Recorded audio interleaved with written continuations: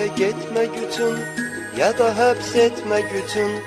Bir orta yaşlı kəsi gedirdi məhkəməsi.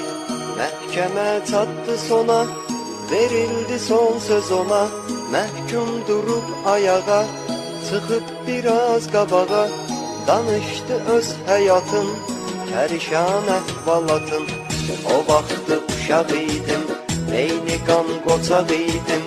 Başımda məhz o zaman var idi xeyli güman. Sürübaz fani həyat, anam etmişdi vəfat. Bir mən idim bir atam, abi zəhmətkeş adam. O atam iş adamı, yox idi boş məqamı. Mənsə öz başına cavan, oldum axır xuliqan.